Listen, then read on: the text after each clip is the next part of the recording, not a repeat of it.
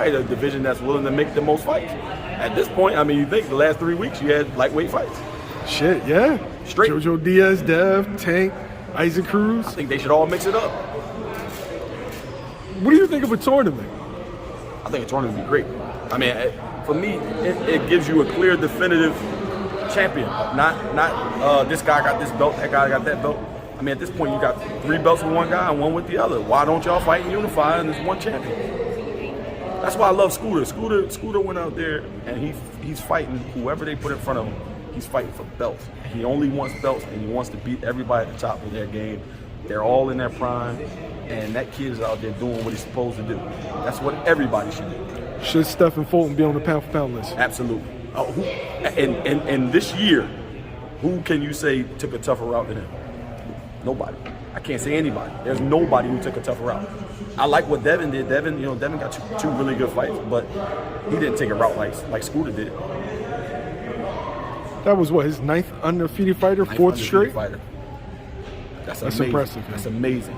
It's amazing, and really it should be duplicated by other guys who say they want to fight the best. Okay, I got a fight for you, right? So let's say Scooter becomes undisputed at 122 pounds. Scooter versus Gary Russell. I can't even comment on that. That's a rough fight, man. It's a rough fight.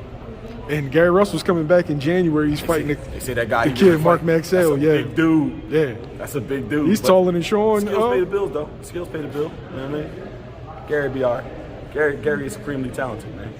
That's a guy that can box, bang, turn you, hit you with a right hand, hit you with a left hook, whatever you want, he got it. Is that a pay-per-view fight? Gary versus Cool Boy? For sure. It would be a very good fight. The thing with these fights, right? They don't really pack the undercards like they should. I'll give Top Rank credit. Top Rank does a very good job at making their undercards more interesting. Yeah, Elvis Rodriguez versus Kenneth Sims, that was a good one. Yeah. Oh, you know who else is fighting tomorrow? Michael Williams Jr. versus John Bowser. That's a really, really overlooked fight. I like Michael Williams Jr. I like him too, but he got his hands full with John Bowser. For sure. Okay. It's gonna be a good fight. At the end of it, well, with this era, because I know your son is in the next era. Right. Who's going to be the last man standing in the lightweight division? From this era? Yeah. Probably Devin. I would say Devin because of his style. Unless he gets clipped, I mean that's always a possibility. But if he fights the way that he's fighting right now, I mean, who really has the skill to keep up with him?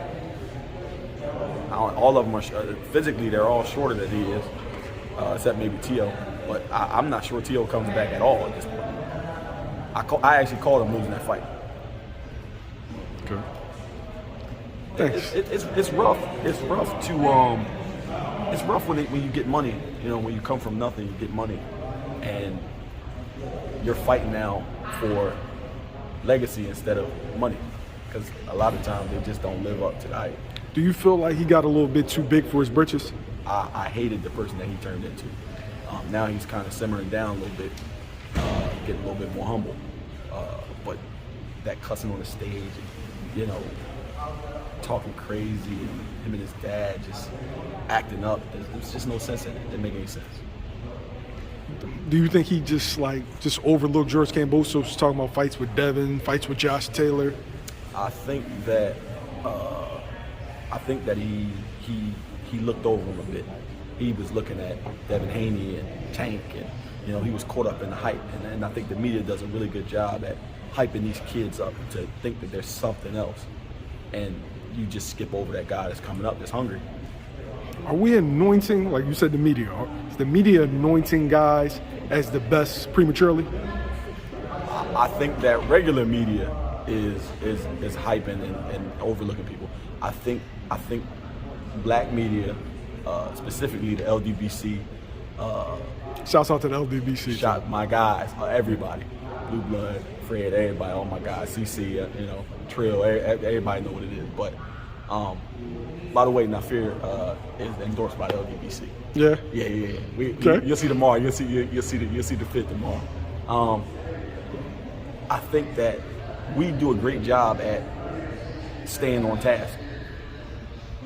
T.O. was already looking over George Kambosos a long time ago. And I don't think he ever really did his homework. A guy that was sparring Manny Pacquiao for hundreds of rounds can't be trash. It's impossible. Because if you're trash, Manny Pacquiao is going to send you home. So if you can actually hang with Manny Pacquiao as a 135, you're clearly good. Like, somebody didn't do their homework. Or they overestimated themselves. Okay. Thanks, Kris. I appreciate you. Anytime, brother.